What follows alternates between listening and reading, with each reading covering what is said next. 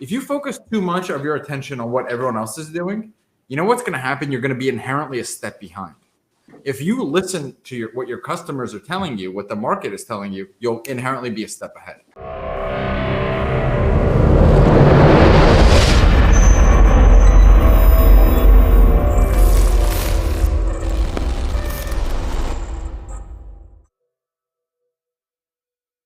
Luca Nation, episode 632 of Lucas Tigers and Bronze, the best sports card podcast in the world.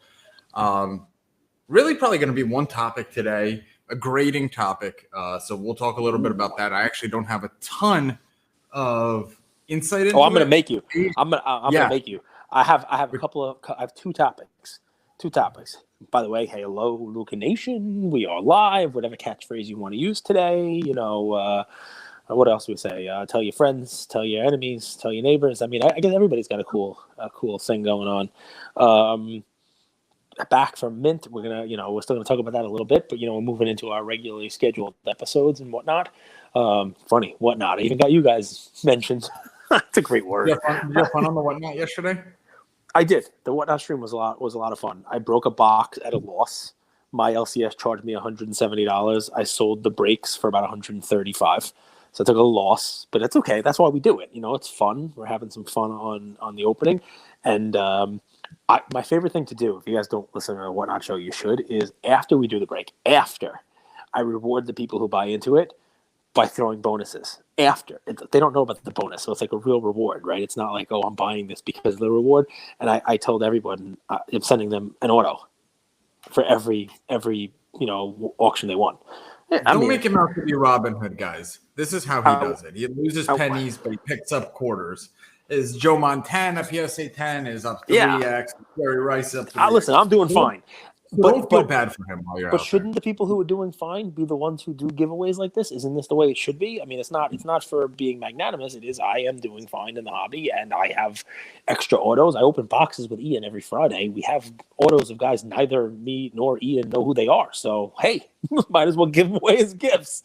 So it's certainly what we stand for. I would agree. A quick little announcement, then we'll jump into it. So we're going to do a fun segment. We'll let our audience know first, like our real, the people listen every single day, which, by the way, Cage sent me a screenshot. Record listens yesterday, right? Yesterday or Saturday into Sunday while we're at Mint, as Mint ending. So, that 24-hour period was ridiculous. There was a lot of people listening. Great stuff. So Overtime, the brand, we've had him on. Overtime Sam, Overtime Polls. Make sure to follow him. Topps Chrome Basketball is back, and it's going to be for high school students or high school players for OT Elite.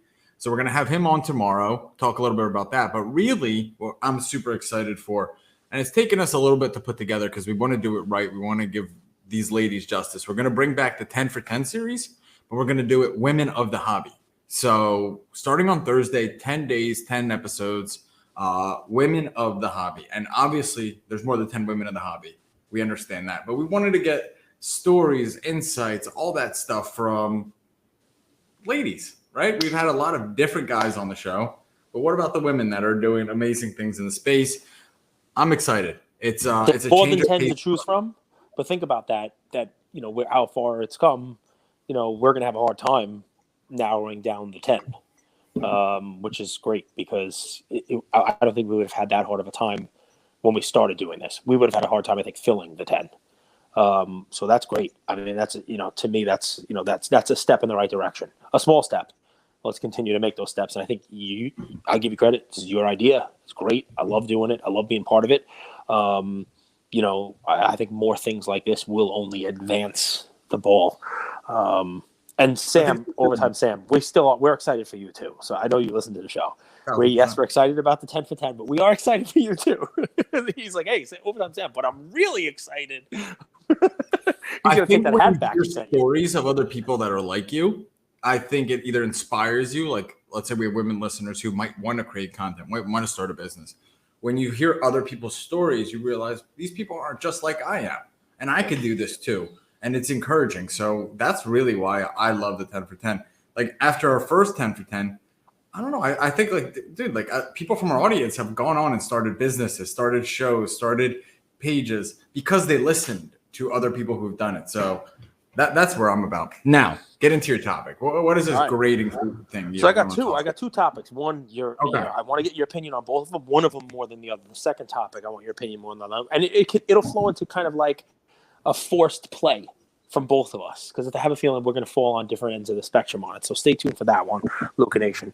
My first topic, it's look, hobby positivity flowing.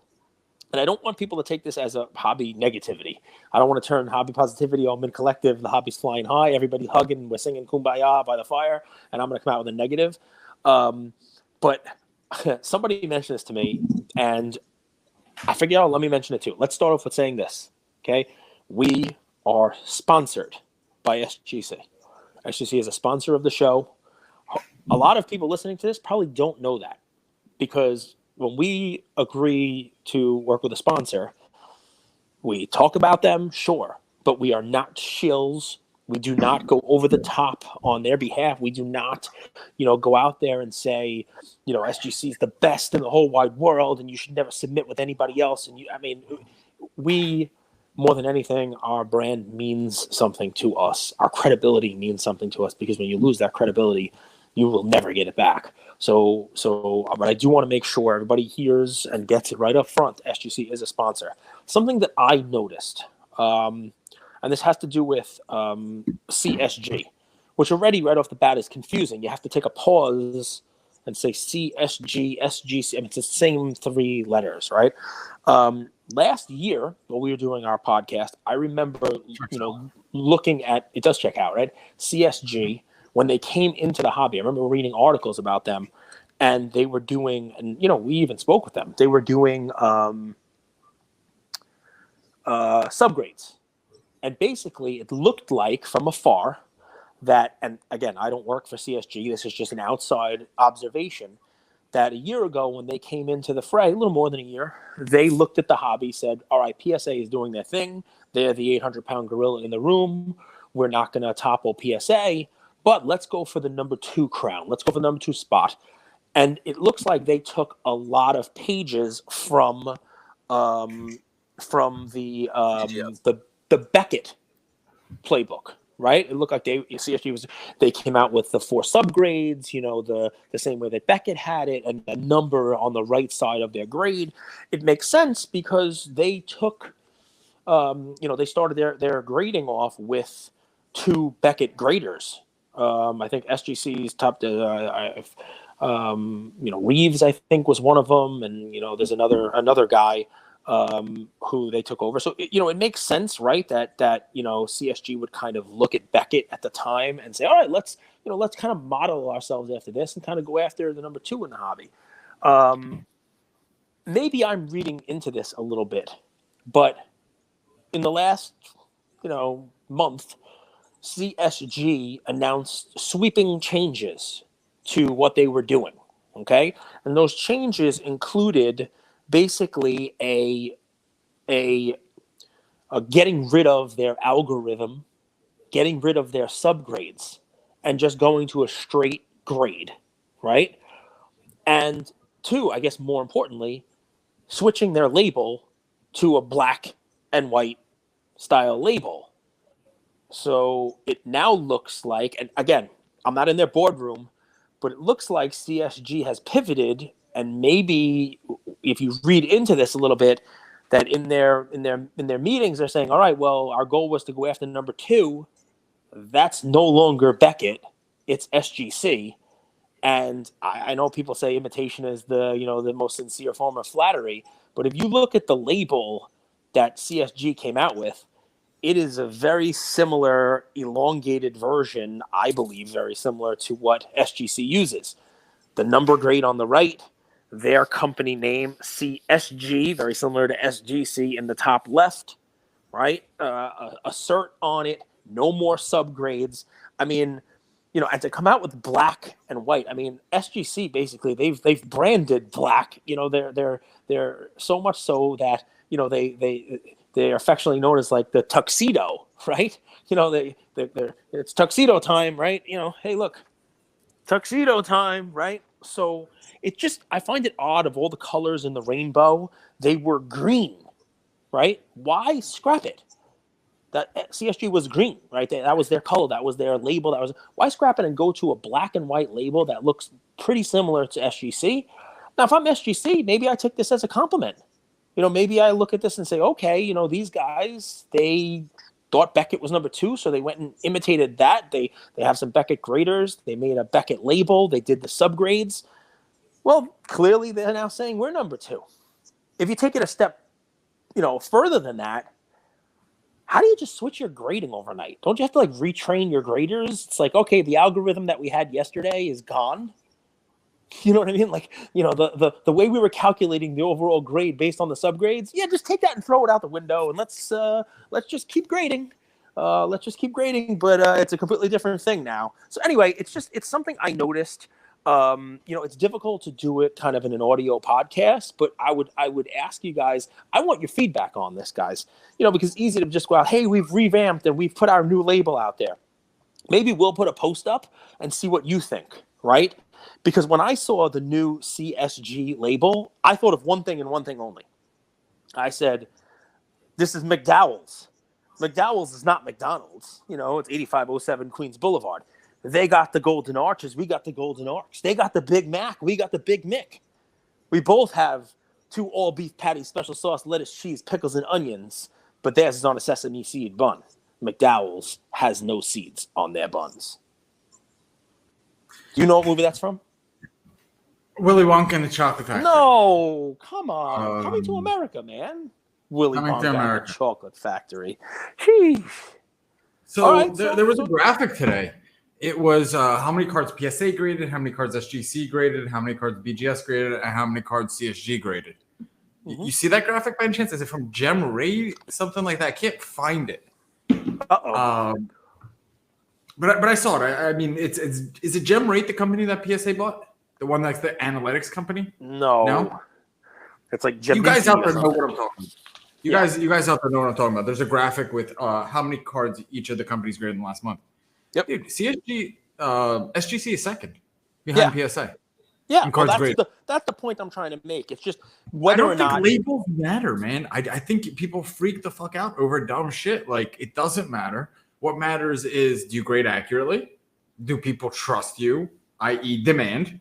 Do your cards sell well? And do you have a reputation or legacy that, vintage or higher end cards sell for record prices? Dude, some of the highest, most expensive cards in the industry aren't Beckett, which is shocking because Beckett has a lot of respect, but they're SGC and vintage. So I don't know, bringing all this up, I actually like the CSG label. I know it's we shouldn't say that because we're sponsored by SGC, but I like the label. We didn't talk about this beforehand, not at all. So you're allowed. But it's funny because if you like the CSG label, it looks a lot like the SGC label now. Correct. So, but I don't necessarily I'm not one that thinks. I guess it depends on what you're buying for, but I think does the card hold value is more important than the actual label. I don't think the PSA label is anything to be I don't think it's a creative amazing artwork or anything like that. I think it's just a basic white label. But because people trust the company, I think more important than the label cage is the registry. I think what people really care about is the supply. They want to know what is the supply, and they want to be able to look up the cards and how much they sold for and all that stuff. I think that's infinitely more important than the colors of the label or any of that stuff. Yeah. My 2 cents. So I don't know. I think Gem Rate is the one that did it. So I'm looking at, I did. I found Gem Rate. I looked on Twitter, and I found just a quick one. I'm sure I could find more, but here's one from it looks like March 17th, and it's PSA, it's SGC. It doesn't really show much. I think the last monthly one, because obviously March isn't done. The February 2022, it says PSA has graded 750,000 cards, SGC 82,000, Beckett 64,000. So SGC is in second. They don't even have CSG on there. It looks like, in a daily one, it shows, SGC 6,000, Beckett 3,000, CSG 1.1 thousand. So yeah, listen, I guess my thought is, to me, what it shows is CSG has an MO, and it's we're going to look at, where people are grading their cards, and we're going to take our cues from them. That makes sense, right? I mean, there's nothing wrong with that, right? If McDonald's does something well, they start serving a burger with bacon on it. Well, guess what? Other places are going to start doing it. They're going to copy it. It doesn't mean they're doing anything wrong, right? But they're, like we say, imitation is the most sincere form of flattery. I tell you that, you go nuts, and you're like, I don't want anybody copying me, right? If I was a grading company, yep, I would focus less while people were chasing after my design and focus more on data, because that's what people really care about. They care about supply. They care about demand. You could talk about that more, because actually you educated me on that about a year ago when I tried to understand this space. You were like, dude, who cares about what these labels look like? It's PSA has the registry. Registry is huge. And by the way, as I'm thinking about this now, I mean, there's no big secret here, but we spoke with CSG, and I remember telling them offering subgrades is silly, and that not a lot of people are going to want to have subgrades on their cards and pay more for it. And I think they're feeling their way around as any new company. I mean, we think of CSG as like this whole empire of grading cards, but they graded cartoons and magazines. They're feeling their way around. They might change again because they're 1 year old. They don't know where their product market fit is. So it's natural to hear the feedback from their customers and pivot. How about this? If you had an up-and-coming new content creator out there, a podcast, and they decided that, they were going to broadcast their show every day, and they were going to use tiger stripes for their brand and stuff, what would you think? Tiger stripes are so distinct. If they went with some other animal, like, I don't give a fuck. I mean, what if somebody went out there and every day said, listen, I'm the only person saying this, but LeBron does not make his team any better?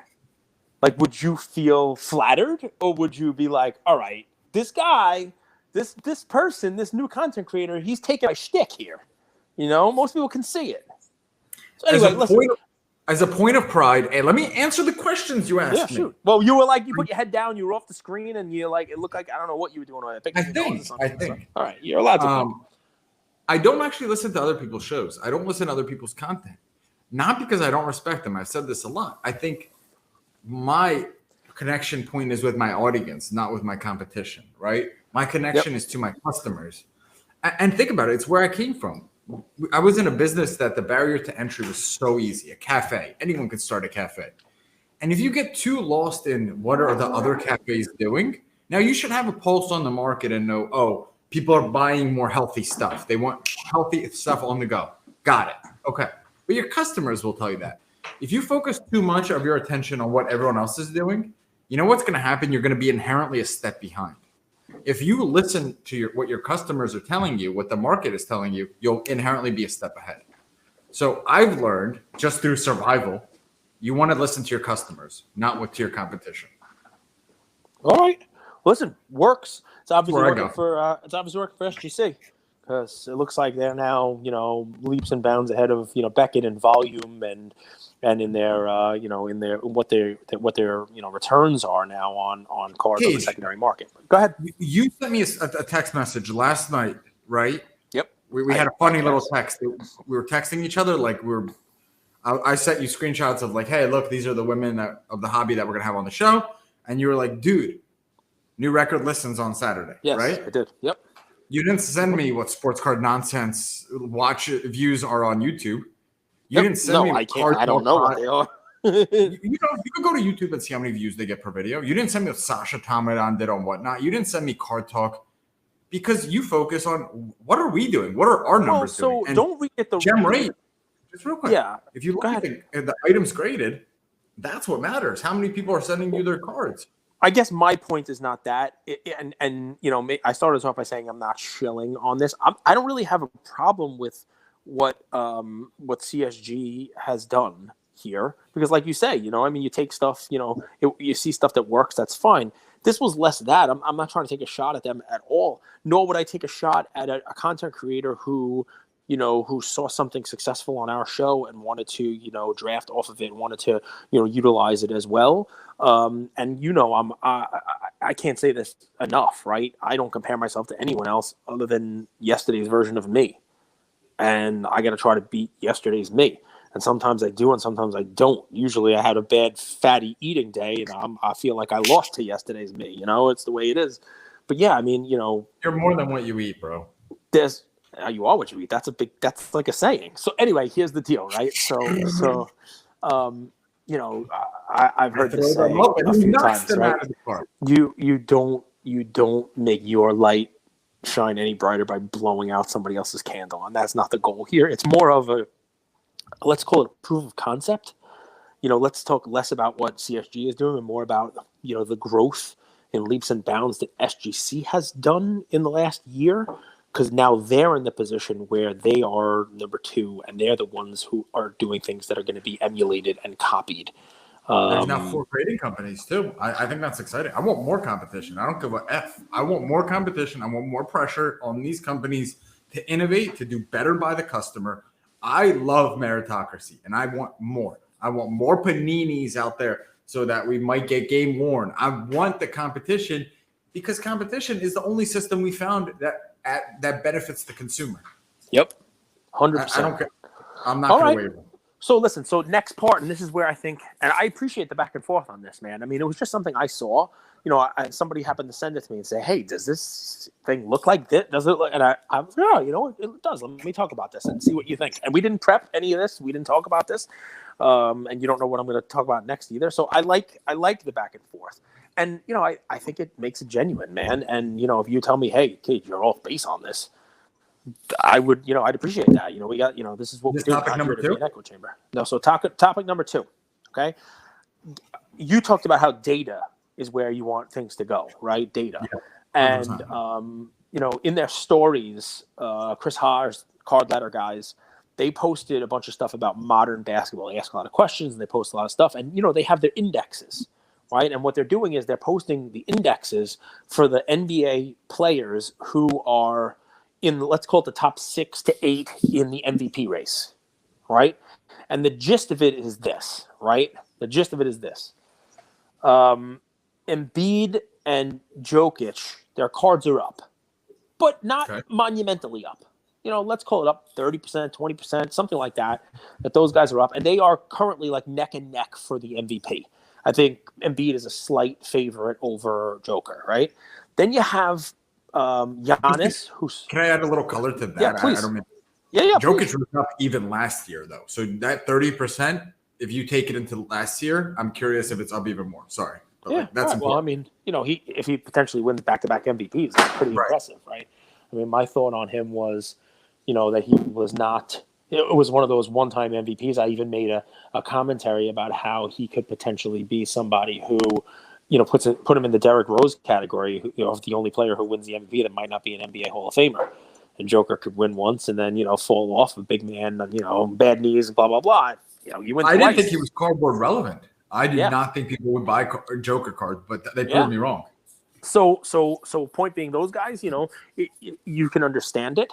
Giannis, who's in the discussion also, is up, but also in that same 30, 40, percentage. Yeah, like nothing crazy.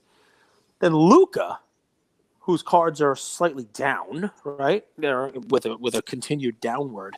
And then you had Steph Curry, whose cards are significantly up. Not where they were in the beginning of the season, but still up, for the year. And then Ja, whose cards are up 300%. Right? And there were a couple of conclusions made in there. The one I'll start with is all modern basketball cards are overpriced.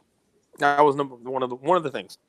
And number 2, more specifically, Luka was so high before that this is now a healthy correction, and we're getting back to where he should be, even though he's playing great. The other guys kind of make sense, but that Ja's prices are the one that is the scariest right now because of the significant run that he's been on. So basically, and Devin Booker was also, by the way, in this equation, and Booker was kind of, Also, nothing crazy, even slightly down, I think, on Books Cards. So we have those guys. They're all considered quote unquote modern. They're all in the last 8 years of cards. What's your take on the movement of each of those guys? Are you scared about the run up in Ja? You think there's more up or downside to each one of those guys? We can go however you like, but basically the guys here are Embiid and Joker from the big man perspective. Giannis, we all know you love Giannis, but I'd love to hear your thoughts on his cards.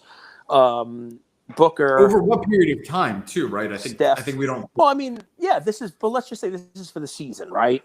This is for this season. And then you can take it wherever you want, man. You can take it, are these buys after the season? Are they buys when they've been eliminated from the playoffs? Are they not buys at all? Has somebody run too much?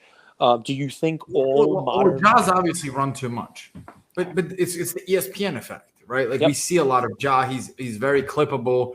He's very beloved on that team. Give me 10 minutes. He's very. Yep. Dude, he's incredible human. You'll never meet anyone like him. He wants to hang out with you. Yeah, dude, Ja's definitely up.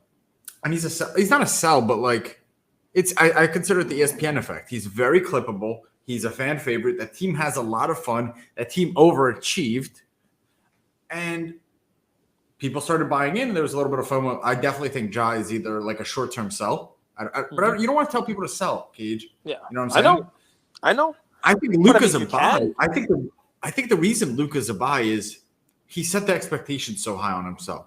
Like Luka Magic. He does something incredible. When you do something incredible time and time again, it becomes kind of commonplace. You've kind of raised the bar on yourself, and now you have to do something even more incredible. Mm-hmm. I think he needs a real deep playoff run. I think for him, it's no longer individual success. I think it's team success that people are waiting to see. I think a really interesting series to watch is going to be like a Mavs Grizzlies series where these two guys face off. I actually think both of their cards will run in that little period of time.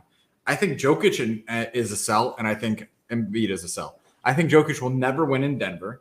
I don't think that team is very good, to be honest. I think they'll beat the Warriors, but I don't think that team will ever have a true run, and he's already run up a lot, and he's not marketable. Embiid, no, I have no faith in Philly. Sorry. Harden's terrible. They stunted Maxi's growth. I talked about Maxi before the season. Harden's not the same Harden. He can't shoot. No one on that team could shoot anymore. Would be really worried. Giannis and Book, the best two players in the league right now. So Book's kind of hasn't run. You think Book's a buy? People don't get him. People don't understand Book. What do you mean by that? People don't get him. It'll be too late. It'll be like, because when he plays in a small market, he's overshadowed by Chris Paul. Mm-hmm. People don't really know what Book is yet. Like he's so quiet. People don't realize he's a killer. I know you can hate on me for like using the JJ Redick comparison, but you should hear the way Chris Paul talks about Booker. He's like, yo, he's that guy. He's crazy, man. He's a competitor. Like he really wants to win. You know what I mean? Like some guys are like crazy like that. And Chris Paul talks about him. That if he isn't going to be able to win with Chris Paul as his setup man, which is what Chris Paul is, is he going to have a better opportunity? I mean, they went to the finals last year. Obviously, they didn't win. You got to think Chris Paul's getting healthy now, right? And that team, is still where they are. They still have Ayton. They still have Bridges. Chris Paul gets a year older next year. He's going to have like a Dwayne Wade type of career is where I'll put Book. He's going to win one. He'll probably win two.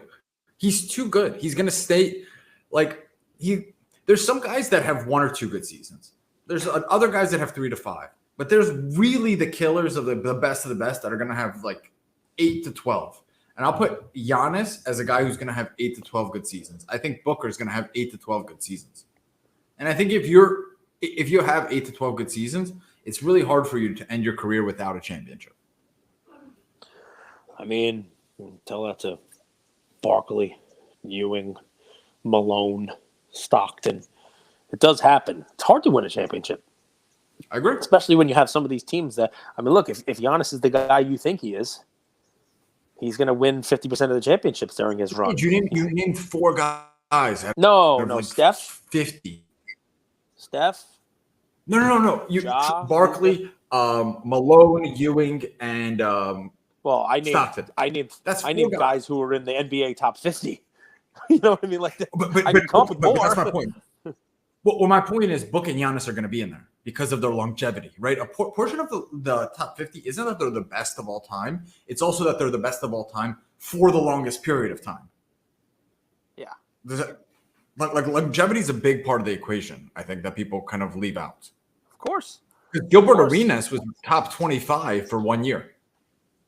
Yeah, longer than that. Mitch Richmond. I mean, I know what you're saying. It's not just enough to be good. You have to be good and sustain that. You have to be good for, a sustained period of time. I get it. I don't think Embiid's going to be good for a sustained period of time. So like listen, guys, so you like a dead fish like a fish out of water. Embiid, I feel bad for Embiid because he was carrying the team. He was dealing with the Simmons baloney. He was playing at MVP level, and then they bring in Harden, and on any given night, Harden could be the best player on the floor or the worst, and go like 2 for 11. You know what I mean? And look Westbrook-ish. It kills the offense. It kills the game plan. It's weird. It's weird. I'd like to see them play well. I mean, I want to root for Embiid. I like to root for the big guys. But how about this? I'll close with this because I know you got to bounce, and I monopolize some of our time on on my analysis of CSG, imitating. So not at all, bro. So you talked about the Warriors coming into the season. You were on Steph way before any of the run here. Last night we saw a Grizzlies-Warriors game that was not the Grizzlies versus the Warriors. It was like the Grizzlies backups against the Warriors backups. None of the big guys for either team were playing. No Jaren Jackson Jr., no Ja Morant, no Clay, Steph, Draymond. It was basically nobody in the game. And the Grizzlies won by like 30 points. They were 28 points. What's your take on the Suns? Are they just going to snap their fingers and magically become a great team when the playoffs happen because they'll have those guys back? Not the Suns, the Warriors. My apologies. The Warriors. No, dude, I don't think so. I think the Warriors lose to the Nuggets. I really do. Even if they beat the Nuggets, they're not where they need to beat the Suns, man. They're not where they need to beat the Suns. So you think even if they squeeze through a first round, they have no chance against like the elites of the of the West. This is not a really a awkward situation to be in for a coach because you need a Clay type player to contend. So you got to play him, but Clay isn't good enough above replacement to even it's a weird dilemma. He's worse. They're worse when he's on the court because he's not the old Clay. But they need. What do you do? Does he just have to keep playing and work round into shape, or what? What's the story with Clay? Because you and I were both high on Clay coming back, but you never know what you're going to get when you come back from an injury, especially with the hiatus that he had. Playing, you only could get back into some form of shape playing. Like you can't work on your game during season, if that makes sense. You can't get stronger during season because you have a game every other day in the playoffs. How are you going to? So he needs an off season, right? They used to say after my ACL injury, you're not going to be 100% next year, but you're going to be 100% 2 years from now. So he needs the off season. I would judge the Warriors next year as like their final run, but maybe not their final. I don't know, but he needs the off season. And dude, the Suns are too good. Then how does that impact Steph's cards? Is he now already cemented as an all-time great, so it doesn't make a difference? Do we see a little bit of a drop in his cards? Because his cards are run. And, I think you're drop. Okay. Well, I tend to agree, by the way. Especially on anything but those, like, real rare, high-end pieces. The ones that Zion's are still going up on, and clearly he hasn't done what Steph has done. But those high-end pieces that just, there's never enough supply out there to meet the demand for those. Right. Some people are just going to be like, I'm going to hold. I'm not going to sell for a loss. Yeah. So you don't see it come down. Those high-end pieces you auction off. You're not going to risk an auction with that. Like, you're like, I'm just going to hold till next year and see what happens. Even if he doesn't make the championship, I'll sell it to strength. Yep. Versus, like, yeah, you'll probably see, what is it, like the Bowman Chrome, which is like his like rookie that got up to 9,000. I think someone will panic sell for 4,500, but that's not a true test of his market. That's one sale. Right. Okay. All right. Easy. I mean, listen, those were the things that I was, noteworthy to me on, Instagram today. I started posting a little bit more. I had some pictures to post because I was out at Make Collective. I saw some comments. The CSG topic was brought up to me, and I did notice on, the Card Ladder and Chris Hodge post, this was kind of like their talking points for today. And it was interesting maybe because it's backed up with data. But it's not just, hey, let's get on here and talk about how these guys are doing. It's how they're doing and extrapolate that out against their card data. Like, they have an index for each one of these guys, and it shows you how it's moving up and down. And, yeah, I think I'd be a little afraid if I were holding Ja. I know you don't like to tell people to sell, but Ja is one of those where, we like to say, there's nothing wrong with taking a little profit here and there, right? If you were holding Ja now and you bought it anytime before, like last week, you're in profit on it. So can't really go wrong. Honestly, can't go man, broke. Go ahead. I mean, I'm curious what people would say. Like, if you guys are starting a team out there, you guys draft Ja or Devin Booker first. But if you really compare those two markets, Ja has run insane, 300%. Book is, what'd you say, flat or a little bit down? Yeah, might even be a little down, yeah. Basically flat. Have some fun, guys. Look at Book's last 10 games. And don't even take into consideration that Suns are number one. Let's give Chris Paul all the credit he deserves. Like, look at Book's last 10 games and say, how is he not the best player on that team? And he's 25 years old, entering his prime. I mean, he has a lot. Dude, he's a prototypical two-guard, hobby relevant. I don't know, man. I would ask yourselves that question. 300% Ja or a down maybe, 5% or even flat Devin Booker? To me, that doesn't make a lot of sense. And I think that corrects. Is that something similar to when we talk about Acuna or Lou Bob or, whoever this year's rookie is compared to like a Bryce Harper? So you look at Bryce Harper's numbers, won an MVP, you name it, but people don't care. And it's mostly because he's been in the league for a while already and you kind of know what you have. And with Ja, people are betting that this could be the next LeBron, Jordan, generational, exciting, clippable, and we want to get in it now because we won't be able to get in it then when he's winning championships. Is that part of it? Whereas Booker's definitely what is 9 years, 8 years, whatever it is. Yes, but in baseball, it would be really hard to predict who's going to do well in the postseason, right? It's always a crapshoot. Versus, if these teams mash up. The Suns their time to win is now. Grizzlies' time to win is in a year or two. Say what you want. The Grizzlies aren't going to get to the finals. It's just they're too young of a team, right? Or let me rephrase. In baseball, it's random almost who gets through, right? Here, the percent that the Suns make it through to the finals if they meet the Grizzlies is 80-20. So similar comparison, the likelihood of an event happening, I think, is much higher in basketball than in baseball because in baseball, the Braves won the World Series and no one would say that they were the best team all year, right? No, definitely not. They were, I think, the worst record in the National League in the playoffs. It was definitely a surprise. Is that real? Yeah, I think last year of all the National League teams that made the playoffs, I think they had, I can double check that, but I'm pretty sure that they had, they were definitely not like favored. Standings. And am I right to assume that, Cage? Like, if the Grizzlies don't make it to the finals and win Jaws Cards, like if the Grizzlies don't make it to the finals, Jaws Cards will go down? Or if he has that impressive of a run, is there still more upside? So it's the Giants and the Dodgers had 107 and 106 wins. The Brewers and the Cardinals had 95 and 90. And the Braves had 88 wins, 88 and 73. So, yeah, it would appear that the Braves won their division but had the least wins of any of the playoff teams in the National League. Yep, I remember that. I'll double check it. Yeah, sure. If the Grizz have a good run. They make it to the Western Conference Finals, lose to the Suns, but play really well. Josh shows out.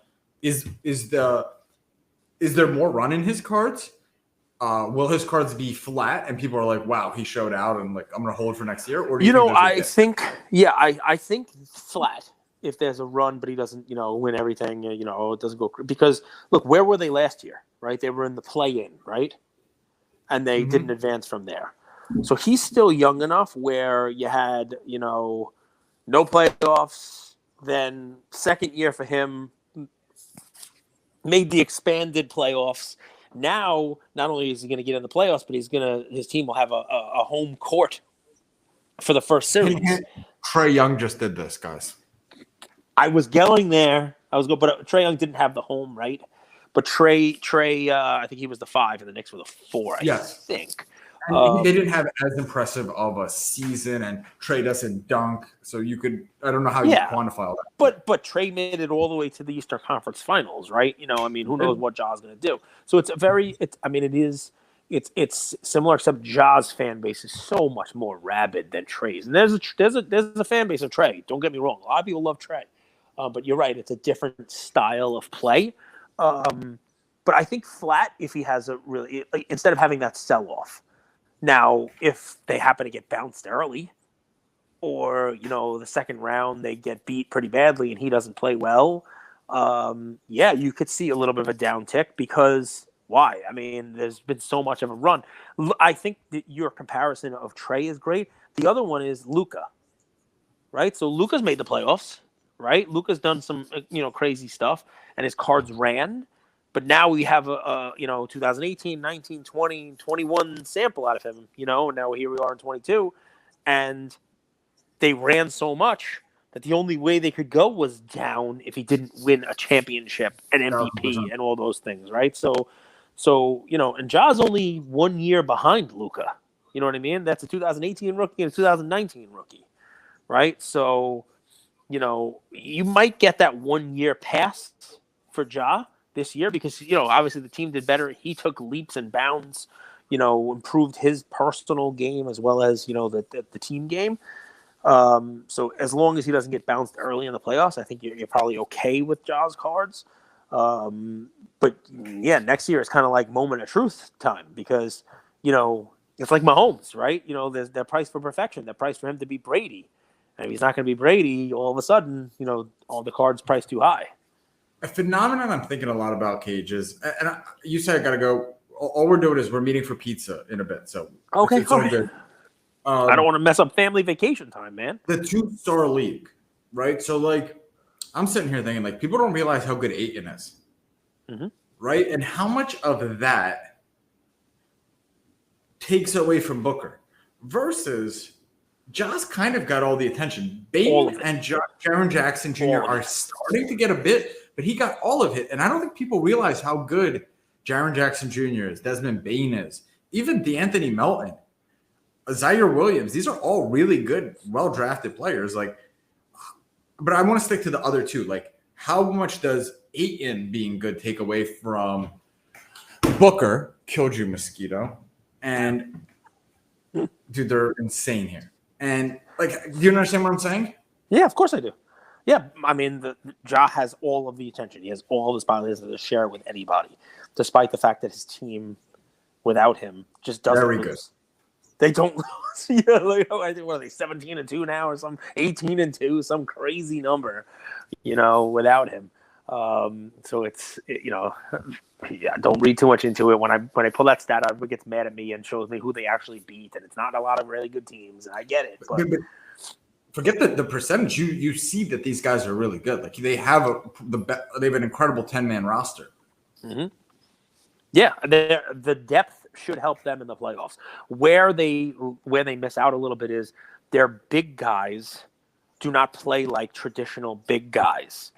Jaren Jackson's a 3-point shooter, good defender. You stretch the the court set up in a half court offense. You can use him outside. Brandon Clark also. A lot of pick and roll, not a post kind of player, not like a big grab the rebound, not a big offensive rebounder. And when you talk about the teams that you think are going to be there, the upper echelon, you're talking about an Ayton and a Joker. You're talking about a Giannis and an Embiid. these are guys who will eat up the Grizzlies on the inside. So that's the problem I see with the Grizzlies' current makeup. The same problem I have with like Golden State. If they were to advance, second shots are huge when you have a 3-point shooter and a big man out there. Think of what Ayton does, right? He can slow down a Giannis. He can dominate a team like the Grizzlies, and it doesn't take much, right? You get a couple rebounds and kick it back out for a second attempt at a 3-point shot for someone who shoots 40% from three. That's that's an extra possession. It's extra points. That's the difference between winning and losing basketball there. That's the only problem I see with the Grizz. You're right about Ayton. And then people, they have McGee and your guy. Why do I always forget his name? He played for the Hornets before this. Bismack Biyombo, the 6'8" center. But dude, JaVale McGee is a really good backup center. I would say GMs would say he's the best backup center in the league right now. Anyway, yeah. Did we cover everything? Yeah, man. I mean, listen, it's fun stuff. I wanted to see whether or not you thought any of these players were a buy, a sell, that kind of stuff. Based on the drama that was there, the data that was there. Excuse me. Without saying you think Jaws a sell, you'd be a little nervous about holding him right now. But again, I don't have enough experience in the hobby, so where I'm frustrated right now because in 2020, 2021, it was easier to make money. Now, I'm good at evaluating talent, but I'm by what other people love, right? So am I trying to make Book happen? Am I trying to make Giannis happen? Maybe Ja is the darling right now. So it's like you have this, okay, I'm good at evaluating talent, but people are short-term unpredictable, right? Yep. So can I be more rational? You see what I'm saying? Yeah, of course. It's more than just like, oh, this guy's going to go farther in the playoffs than this guy. If that was the case, we would all be freaking millionaires. I mean, I think you hit the nail on the head, right? There's more to it.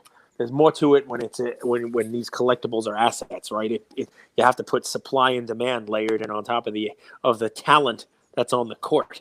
You know what I mean? Karl-Anthony Towns may be one of the top talents in the league, but no one cares. That's the added little bit of fun. He might be great for you on a fantasy team, but not so great on a collection investment portfolio, however you want to phrase it. So and things like Miles Bridges catches on from nowhere. You know what I mean? Like, How do you predict that kind of stuff? It's fascinating. I'm with you 100%. The Hornets looked good the other night, and then they lost. This NBA season has been parody, if nothing else.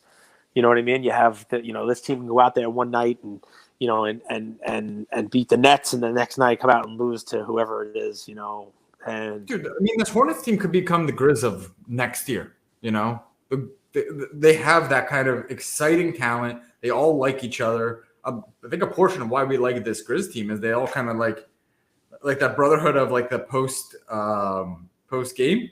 I mean, dude, a few pieces. This Hornets team is right there. I think they just need a center. I think they need a Jaren Jackson Jr.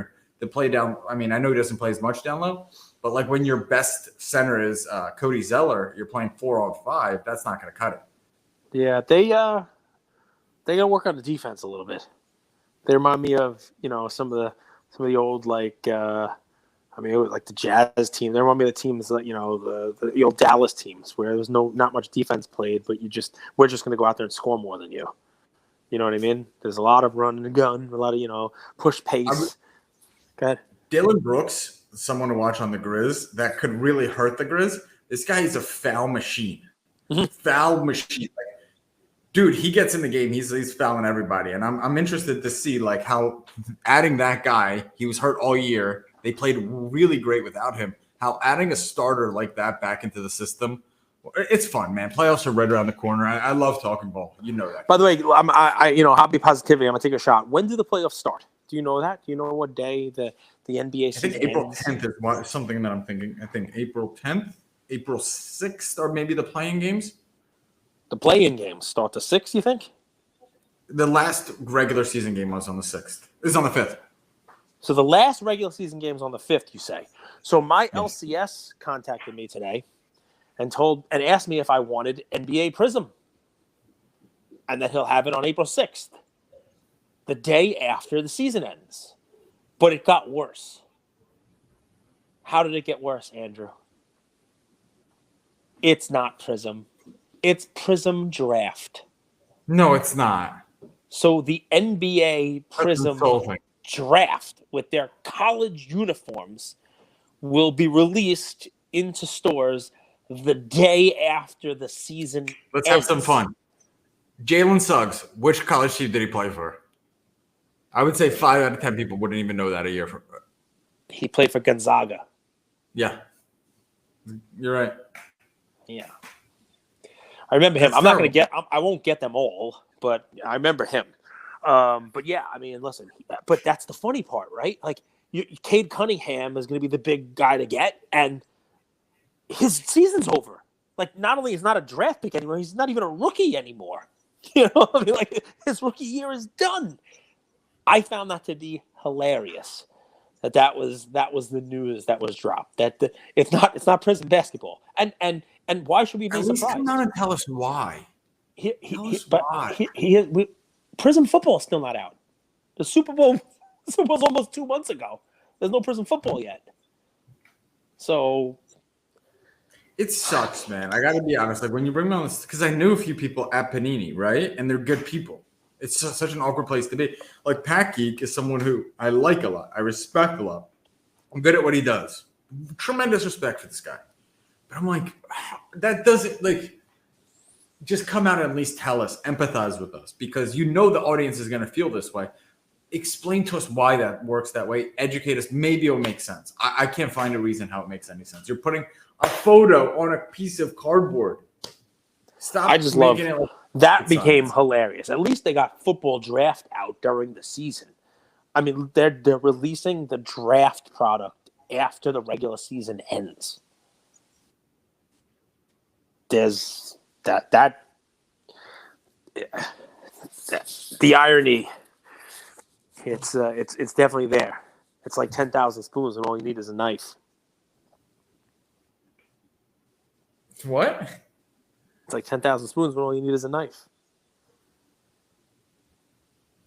It's like rain on your wedding day. I like rain. It's a free ride when you've already paid. It's good advice. Luggage didn't always have wheels? You know, luggage didn't always have wheels? I did know luggage didn't always have wheels. Yes. I did know that. And you clearly do not know who Alanis Morissette is. Because I almost sang the whole song there for you. Isn't it ironic? Don't you think? No? Fleetwood Mac? Fleetwood Mac, yes. Stevie Nicks, one of your favorite male singers. No, Stevie's a girl. Yeah! She used to date Stevie. He co-founded Beats by Dre with Dre. Jimmy Iovine. Look at you, man. Look at you. You got all the info. We should put you on Jeopardy. Defiant One's best documentary ever on Netflix. 4-part series. Incredible. It's no Tinder Swindler. Which, by the way, Andrew is starring in the second season of. Just letting you guys know. He's the Tinder Swindler part 2. I don't have Bumble. I don't have Tinder. I don't like that, man. It's very objectifying, I've learned. Like, even when I go on dates with girls, I try, like... it's hard to do, but like I don't want to see them on Instagram or Facebook, like when you're set up through a friend, like because it kind of like you start like like shopping. I don't know. I like it, man. Listen. I agree. I'm too old for all that shit. I was married before the internet.